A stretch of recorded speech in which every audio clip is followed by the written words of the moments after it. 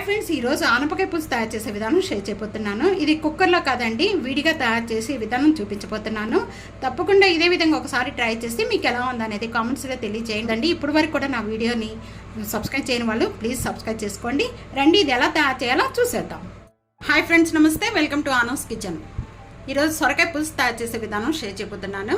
ఇది చాలా టేస్ట్గా ఉంటుంది. తప్పకుండా ఇదే విధంగా ట్రై చేయండి. సొరకాయ పులుసు, దీన్ని ఆనపకాయ పులుసు కూడా అని అంటామండి. సొరకాయ పులుసు తయారు చేసుకోవడానికి ముందుగా ఇక్కడ నేను మీడియం సైజుగా సొరకాయ అనేది ఈ విధంగా కట్ చేసుకోవాలి.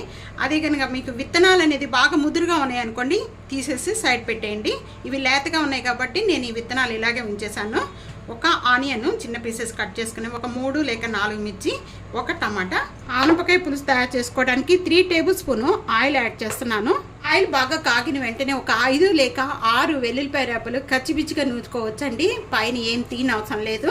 ఇవి యాడ్ చేస్తున్నాను. ఆయిల్ ఒక ఎనిమిది చిన్న చిన్న పీసెస్ కట్ చేసి వేస్తున్నాను. 1/4 టేబుల్ స్పూన్ జీరా, 1/4 టేబుల్ స్పూన్ ఆవాలు, ఇవి యాడ్ చేస్తున్నాను. ఇక్కడ మనం ఆనపకాయ పులుసు చేసుకుంటున్నాం కాబట్టి ఇక్కడ మెంతులు వేసుకోండి కంపల్సరీగా. మెంతులు వేసుకోవడం వల్ల పులుసులో చాలా టేస్ట్ వస్తుంది. 1/4 టేబుల్ స్పూన్ మెంతులు. ఇవి వేగుతూ ఉండగానే కొద్దిగా కరివేపాకు. ఇవన్నీ కూడా బాగా వేగిన వెంటనే కూడా ఒక ఉల్లిపాయ.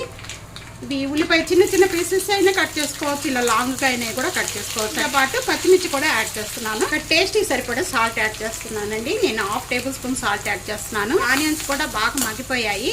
ఈ విధంగా వేగిపోతే చాలండి. ఈ విధంగా వేగిపోయిన వెంటనే కూడా ముందుగా ఇక్కడ టమాటా యాడ్ చేద్దాము. టమాటా సాఫ్ట్ అయినంత వరకు కూడా మూత పెట్టేసుకుందాం అండి. మూత పెట్టేసేసుకొని కొద్దిగా మగ్గించుకుందాం. 1 మినిట్ మగ్గిపోతాయి.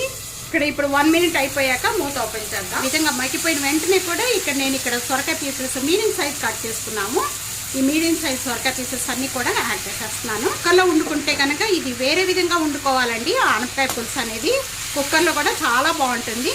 విజయవాడ వచ్చానండి, అమ్మ వాళ్ళ ఇంట్లో చేస్తున్నాను. 1/4 టేబుల్ స్పూన్ పసుపు యాడ్ చేస్తున్నాను. పసుపు యాడ్ చేసిన వెంటనే కూడా ఇదంతా ఒకసారి బాగా కలిపేసేసుకొని మూత పెట్టేద్దాం. లైట్గా మగ్గితే చాలు సొరకాయ. 1 మినిట్ అయిపోయిన వెంటనే ఇప్పుడు మూత ఓపెన్ చేద్దాం. అలా చేంజ్ అయిపోయిన వెంటనే కూడా ఇక్కడ నేను ఉసిరికాయ అంత చింతపండు ఇలా వాటర్లో నానబెట్టేసుకొని ముందుగానే పెట్టుకున్నాను. ఈ చింతపండు పులుసు అనేది కొద్దిగా మనం పులుపు ఎంత తీసుకుంటామో దాన్ని బట్టి కొద్దిగా దీంట్లో యాడ్ చేసుకోండి. నేను ఇక్కడ ఉసిరికాయ ఎంత చింతపండు తీసుకున్నాను. పులుసు యాడ్ చేసిన వెంటనే కూడా ఇదంతా ఒకసారి బాగా కలిపేసేసుకొని మగ్గించేసుకుందాం. ఒక 5 మినిట్స్ ఇలా మగ్గితే బాగుంటుంది. వాటర్ అనేది యాడ్ చేయొద్దు. సొరకాయ ఎంత మగ్గిపోయిన తర్వాత కొద్దిగా లైట్గా మగ్గిపోయిన వెంటనే కూడా అప్పుడు వాటర్ యాడ్ చేసుకోవాలి. ఒక 2 మినిట్స్ అయిపోయిందండి. ఇప్పుడు ఓపెన్ చేద్దాం. సొరకాయ ఎంత కూడా బాగా మగ్గిపోయింది. ఇలా మగ్గిన వెంటనే కూడా దీనికి కావాల్సిన వాటర్ యాడ్ చేసుకుందాము. ఇక నేను 1 గ్లాస్ వాటర్ యాడ్ చేస్తున్నానండి. మొత్తం కూడా పులుసులో బాగా సొరకాయ మగ్గిన తర్వాత ఇలా వాటర్ యాడ్ చేసుకోవడం వల్ల సొరకాయ పులుసు చాలా టేస్ట్ వస్తుంది. 1 table spoon red chilli powder add చేస్తున్నాను. మళ్ళీ మూత పెట్టేసుకొని చిక్కపడిపోయే వరకు కూడా మగ్గించేసుకుందాం మీడియం ఫ్లేమ్లో పెట్టేసి. ఇప్పుడు మూత ఓపెన్ చేద్దామండి. గ్రేవీ అంతా కూడా బాగా చిక్కబడిపోయింది. దీంట్లో కొద్దిగా బెల్లం వేస్తున్నానండి. ఇది తీసుకుంటే చాలా టేస్ట్ వస్తుందండి పులుసులో బెల్లం వేసుకోవడం వల్ల. కొంత ఆనపకాయ పులుసు ఈ విధంగా తప్పకుండా ట్రై చేయండి, చాలా టేస్ట్గా ఉంటుంది. నేను రెండోసారి కుక్కర్లో కూడా చూపించబోతున్నానండి. తప్పకుండా ఈ విధంగా ట్రై చేసి మీకు ఎలా ఉందనేది నాకు కామెంట్స్లో తెలియజేయండి. సబ్స్క్రైబ్ చేయడం మర్చిపోద్దు. ఫ్యామిలీతో ఫ్రెండ్స్తో వీడియోని షేర్ చేస్తూ వీడియోని లైక్ చేస్తూ ఉండండి.